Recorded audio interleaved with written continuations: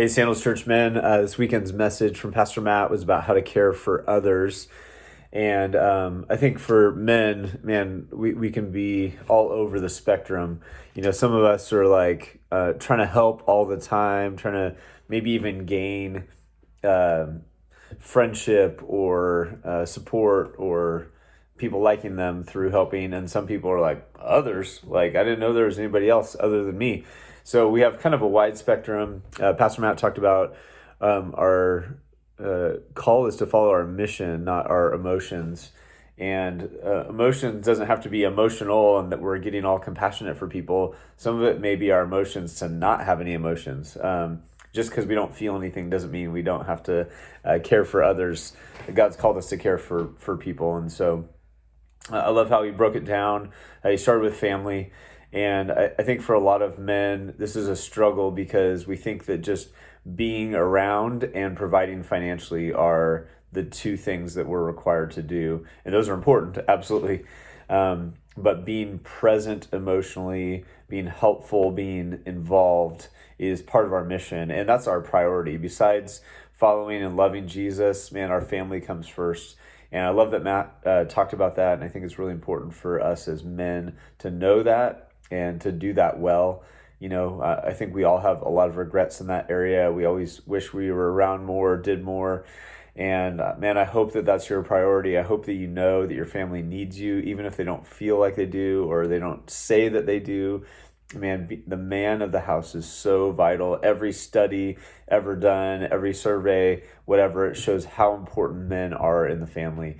Caring for your family, being there for them, not just physically, but emotionally and spiritually is your mission. And that cannot be overemphasized. I want to encourage you, if that's not your mission, if that's not where you're headed, man, make today the day that you start focusing on that.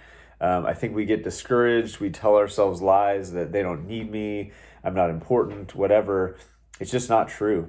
You being there for your spouse and your kids, if you're a single guy, preparing to be there for spouse and kids by the habits that you engage in now, that you're focused on your relationship with God and developing as a man, looking at who you really are. That's what you can do as a single man. You don't have to have those things. It's a lot easier to work on it now than it is when you're in the midst of it.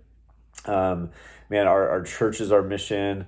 Man, if the men of the church could even just take a little bit of time each week to serve the church, maybe that's a few minutes on a Sunday, maybe it's leading a group, helping out with special projects. Those are all ways that we can care for other people. It doesn't have to take all of our time or all of our energy. And sometimes it's actually life-giving. Sometimes it gives us energy back when we actually serve other people. To work hard, Matt challenged the younger generation, but it could be any generation.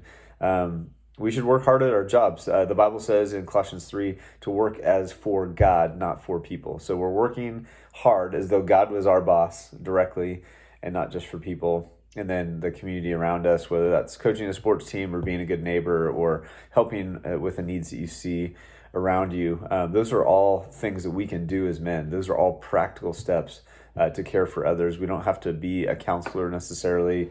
We just need to be there for people and be willing to sacrifice a little bit of us for the sake of others, as long as the priorities are in place. God first, family, church, work, community. And, and then looking and evaluating how much energy and strength do I have? Some people, man, God's given you a ton of energy and ability to do all those things and still have some left over, and some don't. And so make sure your priorities are in the right place. It's okay to admit weakness. It's okay to admit a difficult season that you're going through. It's okay to admit that you're not strong enough to help others right now, and to raise your hand and say, I need help. I need support. I need encouragement. I'm just really struggling. And in my experience, most men wait too long to do that. They wait until their wife has said, you need to leave, or this marriage is not going to work out, because they weren't asking for help along the way. They weren't recognizing their limitations. They weren't paying attention and awake that things weren't going well. Men do this, single men and married men, but struggles with pornography, not reaching out for help, thinking that you can conquer it on your own. Here's the news: you can't. Nobody can, nobody has.